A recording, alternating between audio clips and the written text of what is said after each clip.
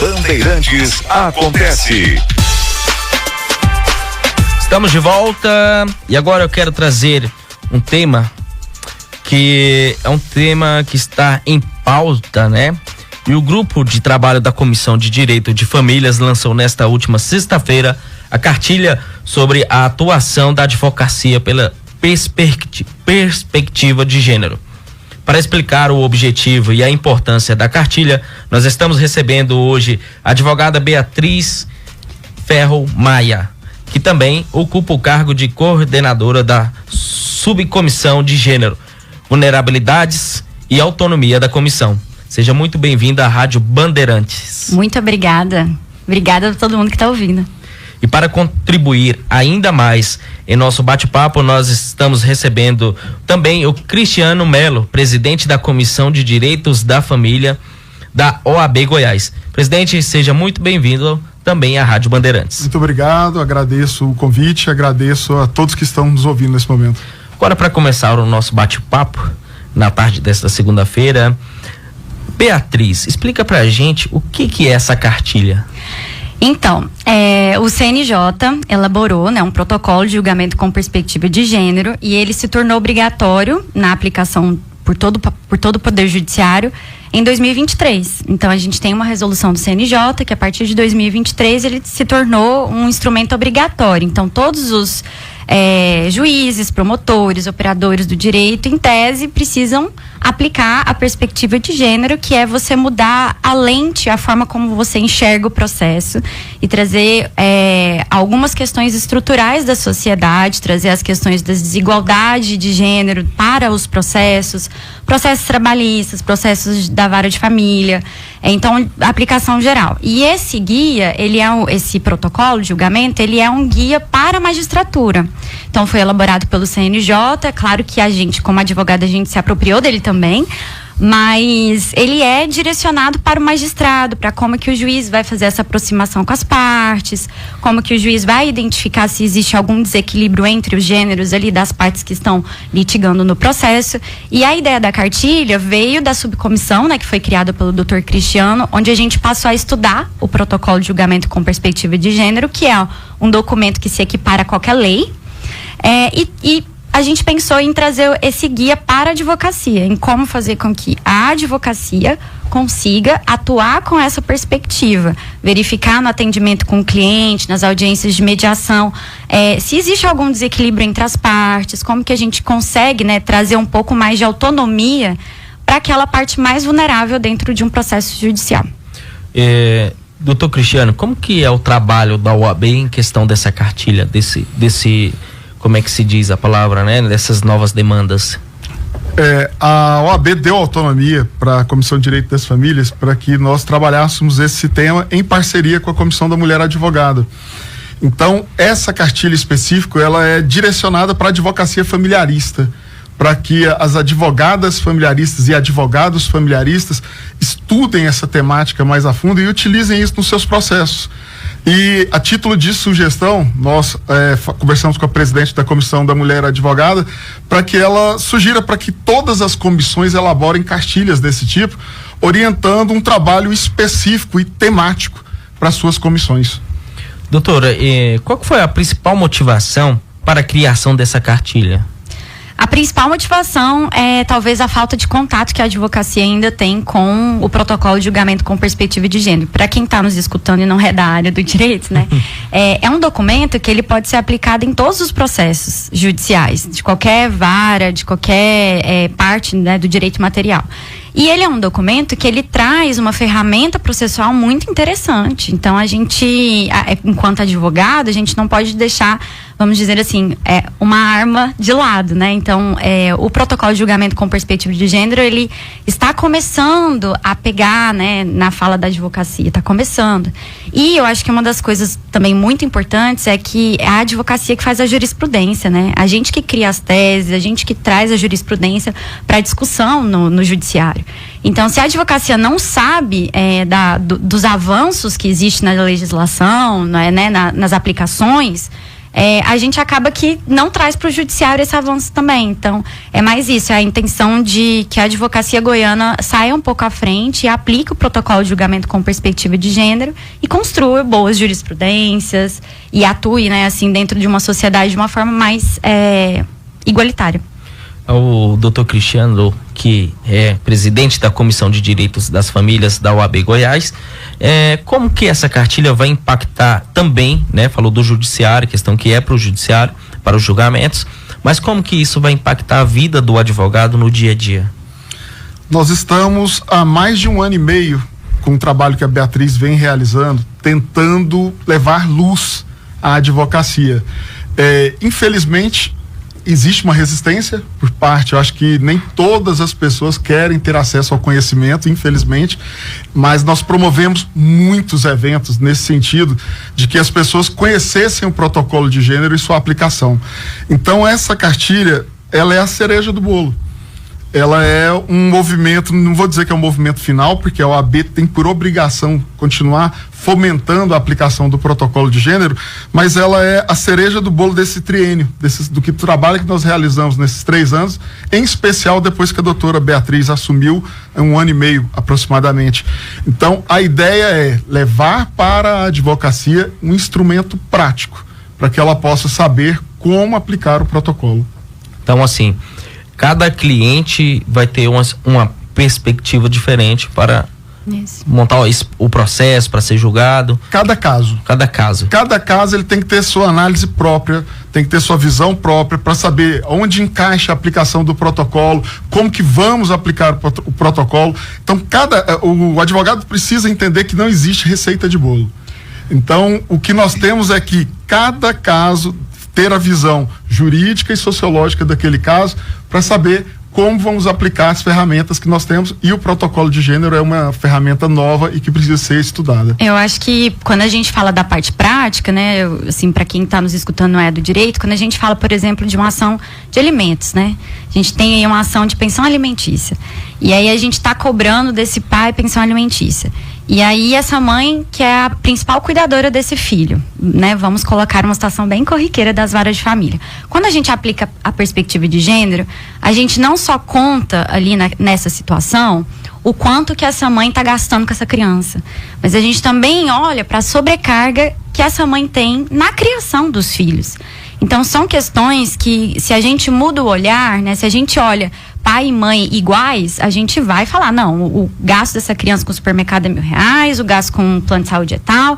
Mas quando a gente muda o olhar, a gente também observa que essa mulher estruturalmente ficou por conta dessas crianças. Às vezes, saiu da profissão que tinha e passou a ficar em casa com essas crianças, a cuidar delas. Então, é justo que tanto o judiciário quanto a advocacia enxergue essas desigualdades estruturais e tente balanceá-las num processo judicial. Então, é para isso que a gente aplica o protocolo. Certo. Então, eu vou trazer algo bem polêmico aqui, né? Você entrou nesse assunto, eu quero trazer algo bem polêmico. Eu adoro coisas polêmicas. E no caso, vamos lá, a mãe tem um emprego bom, cuida das crianças, ela cobra pensão, mas o pai não tem uma condição viável, vamos supor, às vezes está desempregado e não tem estudo, não consegue um bom emprego. Como que fica a situação? Também entra nessa cartilha? Assim, é claro que a gente tem que aplicar o protocolo e a cartilha numa visão macro, né? A gente não é simplesmente, vamos dizer assim, não é preto no branco. Mas analisando essa situação, eu acho que a gente precisa pontuar que todos os dois são responsáveis, né? Então, pai e mãe é responsável. Na medida dos seus ganhos, eles são responsáveis. E se o pai não tem tantas condições, né, de dar uma boa pensão alimentícia, ele precisa trabalhar para isso. A gente primeiro precisa partir desse pressuposto, que ele tem que ganhar o dele também, porque ele colocou no mundo e ele é responsável igualmente por essas crianças. Mas é claro que se essa mãe ganha muito mais e esse pai ganha muito menos, existe uma discrepância, não é que a gente vai olhar quanto que essa mãe ganha, mas a gente não vai fixar um valor de pensão que esse pai não consiga pagar. E isso o judiciário, ele faz essa análise por meio do tripé dos alimentos, né? Que é a proporcionalidade. Então, a pensão alimentícia, ela é fixada. 30%, né? Não, isso é um mito. Ah, é? É um mito.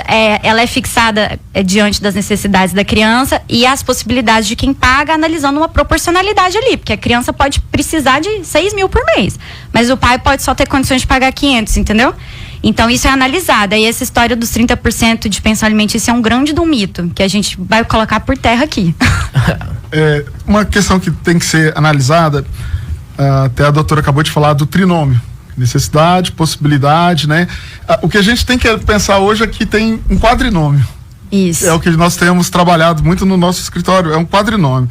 A necessidade, a possibilidade, a proporcionalidade e o tempo investido na criação do filho. Que às vezes a mãe investe mais tempo, às vezes pode ser o pai. Uma minoria das vezes é o pai.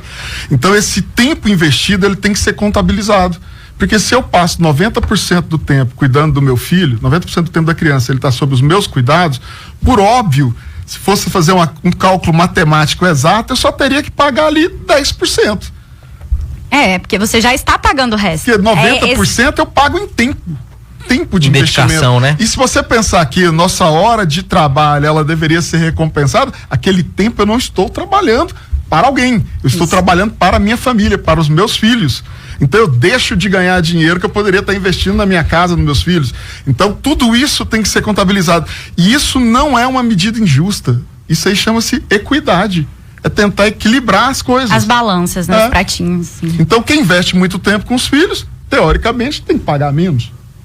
Teve um assunto na semana passada que também entra, eu acredito que entra dentro, né, dessa cartilha, que diz o seguinte, foi nas redes sociais, no Twitter, foi o assunto, né? Que diz o seguinte: se o pai é quem cuida das crianças e a mãe trabalha, em caso de separação, ele que fica com a casa. E no caso, a mulher, se ela cuida das crianças e o homem trabalha, em caso de separação, ela fica com a casa. Você ouviu falar desse assunto? E se é verídico? A gente tem o direito real de habitação, né? A gente tem por exemplo, quando a gente tem uma separação, a casa fica para normalmente costuma ficar para aquela pessoa que está com os filhos, né? Até para manter aquela situação e não trazer uma mudança drástica, né? Na vida dessas crianças. Mas aí, assim, eu não entendi se o bafafá é sobre o sobre pai isso, ficar né? com filhos. É porque o que mais comentaram foi sobre os pais, né? Sobre o pai. Se o pai... aí teve até alguns comentários, né? Que falava que o cara não queria trabalhar, né? Assim, sim, ele ficava em casa cuidando das crianças e a mulher trabalhando. Então, em caso de separação, ele teria o direito de ficar com a casa e com as crianças. Não acredito que ele teria o direito. Não. O patrimônio, teoricamente, ele teria que ser dividido em partes iguais, né? Mas eu estou com os filhos, eu não trabalho, Qual a idade dessa pessoa? Ele tem condição de ser inserida no mercado? Porque se ele tem condição de ser inserido no mercado, ele vai ter que buscar essa inserção no mercado. Ele pode até conseguir, de repente, a gente chamou de falar de pensão, mas são os alimentos compensatórios, para ele ficar um período sendo até ajudado por essa esposa até ele conseguir se reinserir no mercado. Mas assim, ele ficar com a casa e seguir ali cuidando dos filhos e ela pagando as contas, e vice-versa, a mesma coisa também com o homem, não é uma coisa muito usual hoje. A gente não tem visto isso com tanta frequência. Por quê? Porque o próprio judiciário limita esse tempo que a pessoa vai ganhar uma pensão e que ela vai ter que buscar acesso ao mercado. Mas agora é uma idosa, tal. Aí muda, eu acho que o que é interessante a gente observar é que o direito é tudo, a gente nunca sabe, Isso tudo depende, a gente tem que analisar o caso, mas a grande questão é a vulnerabilidade. Por exemplo, quando a gente tem o dono da casa faleceu e ficou Doutora, eu vou pedir para a senhora segurar um pouco esse assunto. Vixe, Maria. Porque esse assunto é muito bom. Nós vamos para um breve intervalo e daqui a pouco a gente volta e dá continuidade nesse assunto aí para os nossos ouvintes. Eu vou... 16h16. Bandeirantes acontece. Bandeirantes, a sua companhia de sempre. 98.7. É Seu Direito, um programa da OAB Goiás, que vai te ajudar a saber mais sobre os seus direitos. Falaremos sobre o direito das famílias. Uma questão bastante recorrente é a seguinte: meu filho reside comigo e nos finais de semana, no período de convivência com o outro genitor, ele quer que eu providencie vestuário e alimentação. Ambos os genitores têm o dever de manter um ambiente totalmente favorável a essa convivência para o período que o filho estará com ele, independente onde se resida ou passe maior parte do tempo com ele. Para mais orientações, contrate um advogado ou uma advogada da sua confiança. OAB Goiás, impulsionando a advocacia, defendendo a cidadania. O Natal chegou com os preços lá embaixo na loja de fábrica Super Bola. Aproveite nosso último feirão do ano para presentear sua família e amigos. Aqui no feirão de Natal Super Bola, você encontra os mais variados artigos esportivos: bolas, camisetas esportivas, camisetas de clubes, bermudas e meião. De 9 a 21 de dezembro na loja de fábrica Super Bola, Rua José Linhares 806, Jardim Presidente. Celebre o Natal com uma dose de aventura em nossa seleção de artigos esportivos com descontos exclusivos. Não perca a oportunidade de economizar. Vem pro Mega Feirão de Natal Super Bola. Anote o WhatsApp da Bandeirantes: 62998476110. O CETEG, Centro de Ensino Tecnológico de Goiás, a maior e melhor escola de formação de corretores de imóveis do estado, apresenta supletivo à distância para a conclusão do ensino fundamental e médio em menos de um ano. Maiores informações, telefone WhatsApp 3095-2095 ou pelo site cetegeducação.com.br. Início imediato. A Cília Tecnologia tem a solução ideal para oficinas, seguradoras e frotas. Com um sistema 100% online, você pode organizar o seu negócio, acelerar orçamentos e melhorar o atendimento. Tudo fácil, rápido, direto no seu celular ou computador. Quer melhorar a gestão da sua oficina ou empresa? Fale com a Cília. Ligue grátis ou chame no WhatsApp 0800-883-0672. Acesse nosso site cilia.com.br. Cília Tecnologia, conexão que impulsiona o ecossistema automotivo. A sua vida pode ser muito mais fácil com os produtos da Mundial Borracha. Mangueiras para jardim automotiva nacional importada, lonas, correias automotiva industrial, abraçadeiras, fios para cadeiras e rodízios. Pra que dificultar se você pode ir à Mundial Borrachas? Avenida Nero Macedo 571, Cidade Jardim. Fones 3295-1527 e 3271-1357. Bandeirantes acontece. Estamos de volta aqui na Rádio Bandeirantes. Hoje os nossos entrevistados, a Beatriz Ferro Maia, que ocupa o cargo de coordenadora da Subcomissão de Gênero, Vulnerabilidade e Autonomia da Comissão, e também o Cristiano Melo, que é presidente da Comissão de Direitos das Famílias da OAB Goiás. Dando continuidade ao assunto, né, nós estávamos falando sobre pensão alimentícia, sobre essa cartilha, entrando mais para que os ouvintes consigam entender. Queria saber da Beatriz o que é de fato a cartilha, bem simplificado para o ouvinte. A cartilha é um guia para a advocacia, atuar com perspectiva de gênero, mudar o olhar e enxergar as desigualdades estruturais da sociedade, vê-las dentro do processo e trazer um pouco mais de autonomia para a parte mais vulnerável. De certa forma, então, o judiciário ele vai julgar e vai fazer essas análises, né? Não só julgar todos da mesma forma, mas fazer uma análise, né, da Exato. perspectiva de vida, perspectiva geral das famílias, é isso? O judiciário, o juiz, quando ele recebe uma ação, né, ele tem que analisar se as partes estão na mesma página. Quando a gente, por exemplo, fala de uma partilha de bens, que você estava falando aqui da questão da casa e tudo mais, às vezes a gente vai tentar partilhar bens onde essa mulher nem tem conhecimento, né, de quais são os bens que ela tem direito a partilhar. Então o juiz precisa se aproximar um pouco mais dessa realidade, dessas desigualdades, onde a mulher normalmente não tem acesso ao patrimônio da família, para na hora de, distribuir o ônus da prova, invertê-lo, né? E que essa mulher, por exemplo, que o ônus possa ser do parceiro dela, a informar quais são os bens que eles têm. Então é um olhar diferenciado que o judiciário tem que ter, mas que antes a gente também, enquanto advogado, tem que ter, porque eu acho que o primeiro contato das pessoas, da sociedade com o judiciário é com o advogado. Essa cartilha foi elaborada com base em quais estudos e debates, e quais os pontos abordados nesse debate, nessas conversas? A cartilha a cartilha guia, né, que a gente criou, ela foi elaborada depois de 1 ano, né, de grupo de estudos. Então, a gente tem um grupo de estudos dentro da UAB. Então, essa subcomissão de Gênero, Vulnerabilidades e Autonomia é uma subcomissão da Comissão de Direito das Famílias. Então, a gente elaborou palestras, seminários, mesas de debate, e isso aconteceu durante o ano de 2024. E a gente finalizou o ano, né, depois desse longo estudo, elaborando um resumo de tudo que foi estudado, que é a cartilha. E a cartilha tem como, vamos dizer assim, fundamento teórico ou protocolo de julgamento com perspectiva de gênero, elaborado pelo CNJ. O que é importante falar é que assim, essa cartilha ela é uma bússola para a advocacia. Porque se o advogado não suscitar essas questões dentro do processo, isso vai passar batido. Então, o interesse dessa cartilha, o foco dessa cartilha é para que a advocacia amplie os horizontes com relação a essa análise. É preciso estudar outras fontes também, para que ele saiba colocar isso numa petição e fazer o pedido da forma correta. Porque o que nós vemos hoje são pedidos genéricos. E pedido genérico tem resposta genérica.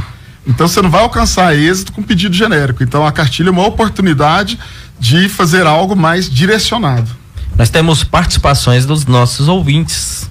Boa tarde, tudo bem? Esse assunto é muito bom. Deixa eu falar, uma dúvida que eu tenho. Eu trabalho dia sim, dia não. Olho meus filhos dia sim, dia não, independente dos dias. Eu tenho direito de receber pensão pelos dias que eu olho, porque eu pago pensão. Os meninos dormem na minha casa no dia que eu olho, tudo certinho. Eu tenho direito, sim ou não? Genildo Anápolis. Genildo. Então, Genildo, não dá pra gente fazer uma análise do seu caso direitinho, mas se essas crianças moram com a mãe, não, você não tem direito de receber pensão, e a pensão não é pro pai ou pra mãe da criança, a pensão é pros filhos. Então, é por isso que o Dr. Cristiano mencionou, a gente começou no começo da nossa conversa a falar sobre o tempo investido na criação. Ele falou que fica dia sim, dia não. Mas no dia não, com quem que é que tá? Porque às vezes você tem aí um regime de guarda alternada, de residência, dupla residência, que a mãe tá do outro lado fazendo o mesmo. E aí essa pensão é para suprir aqueles gastos básicos, um aluguel, supermercado. Você tem alguma... Fica difícil fazer uma análise assim, sem conhecer o caso a fundo, porque eu não sei qual que é a capacidade financeira dele e da esposa dele, para poder saber quem deveria pagar a pensão. Que é o que ela citou, né, naquela hora, falando da... Eu não sei se a guarda é uma guarda compartilhada com a convivência alternada, que é da forma que ele está explicando, é uma convivência alternada. Mas, e aí, quais são os parâmetros dessa guarda? Então, assim, teoricamente, poderia até ficar um 0-0. Cada um cuidar do seu período. Mas, e aí, se eu falo isso aqui e a mãe recebe muito menos que ele, eu estou cometendo uma injustiça. Então, para poder falar com precisão a respeito do caso dele, é preciso de uma análise fática. Agora, possivelmente ele teve um juiz, teve um advogado, teve alguém que organizou aquilo ali. Se ficou dessa forma, é porque na análise do processo verificaram que ele tinha maior condição financeira. Doutor, como que a cartilha orienta a advocacia goiana a garantir a efetivação dos direitos das mulheres cis, trans e de gênero fluido dentro do contexto jurídico? Para mim? Para você. Vamos lá. Primeiro que tem que ser tratado da mesma forma. Tem que ter uma igualdade de tratamentos nisso aí. Se a pessoa se declara, se reconhece daquela forma, então... Dependente de qualquer coisa, né? De identidade da pessoa. Somos todos seres humanos, né? Então, eu acredito que o julgamento seja assim, desta forma, né? Não, a cartilha, ela é de gênero. Quando a gente fala de algo, a gente fala de uma lei de gênero, cartilha de gênero, a gente está falando de quem se identifica socialmente como mulher. Independente se é uma mulher trans, uma mulher cis, uma mulher de gênero fluido, a identificação, a posição sexual dela, né? Assim, como ela se relaciona com outras pessoas, isso não importa. Se ela se identifica como mulher, é para ela essa cartilha. Então, a cartilha como o nome mesmo fala, né? É uma questão de gênero. Isso. Então, se identifica assim, então vai ser abraçado pela cartilha e pelo protocolo de gênero. Eu vi que essa cartilha é do ano passado, né? Do ano de 2023. O protocolo. Ela já foi aprovada, já está validada? Na verdade, o protocolo é de 2021. Isso. E ele se tornou obrigatório em 2023 por meio de uma resolução, se eu não estou enganada, 492 do CNJ. Aí ele se tornou de aplicação obrigatória em todo o Poder Judiciário. E aí a nossa cartilha, né? Então vamos lá, são 2 documentos. Protocolo de julgamento com perspectiva de gênero do CNJ 2021, elaborado inclusive, a coordenadora desse protocolo é uma promotora de justiça daqui de Goiás, doutora Ivana Farina. Então tudo começou aqui em Goiás. Começou no CNJ, no Conselho Nacional de Justiça, em Brasília. Lá onde o povo faz as coisas todas. É porque são duas ferramentas. O protocolo de gênero, que é a ferramenta instituída pelo Conselho Nacional de Justiça, e essa ferramenta, como a doutora explicou, ela é um direcionamento para juízes, para operadores do direito em geral, e a nossa cartilha, que é com foco na advocacia familiarista, do sentido assim, olha, tá aqui, ó, o beabá tá aqui, é só ler e aplicar. É mais ou menos isso, que nasceu há um ano atrás, quando começou os primeiros eventos, mas que o reconhecimento mesmo veio sexta-feira da semana passada. Isso. Então, a partir de agora, a OAB tem um instrumento para entregar para a advocacia, falando assim, olha, quando vocês forem utilizar o protocolo de gênero, olha essa cartilha aqui, que nela tem todo o direcionamento. Protocolo é um documento que tem validade como uma lei. Certo. Doutora Beatriz Ferro Maia, que é advogada, queria agradecer a sua participação, te dar aí 1 minuto para você se despedir, mandar um recado para os ouvintes. Beijo, né, pros ouvintes. Gente, muito obrigada por estar aqui ouvindo na Rádio Bandeirantes. Esse assunto é muito importante. Eu peço que todos e todas que estão nos ouvindo acessem, né, a cartilha que está no site da ESA. Então, se você acessar o site da ESA, com certeza você vai estar ali nas primeiras páginas da nossa cartilha. Estudem, esse é um assunto, vamos dizer assim, do momento, é um assunto que vai mudar a carreira da advocacia, né, de quem se empenhar, e muito provavelmente de toda a sociedade. Muito obrigada pela oportunidade. Quero agradecer a sua participação também, doutor Cristiano Melo, que é o presidente da Comissão de Direitos das Famílias da OAB Goiás, e também dar um tempinho para você se despedir e mandar aquele recado. Eu gostaria de agradecer o convite, gostaria de parabenizar a doutora Beatriz e o grupo de trabalho pelo excelente trabalho que eles realizaram, parabenizar a ESA pelo suporte que ela deu para que a gente pudesse chegar até aqui, a diretoria da Ordem pelo espaço que está dando de publicidade, e dizer que nós estamos abertos a debater essa temática, eu e a doutora Beatriz, onde quiserem nos chamar, para que nós possamos elucidar algumas dúvidas e nós possamos fomentar essa cultura de que a advocacia familiarista precisa estudar essa temática, precisa colocar isso em prática, e tem agora uma cartilha, uma ferramenta que pode ajudar nisso daí. Muito obrigado. Nós que agradecemos a participação de vocês e dizer para você, ouvinte, se tiver mais curiosidade, pode pesquisar lá no site da ESA, mais informações. Tá aí bem detalhada essa questão da cartilha. E nós vamos para um intervalo. Daqui a pouco nós voltamos com a programação da Rádio Bandeirantes.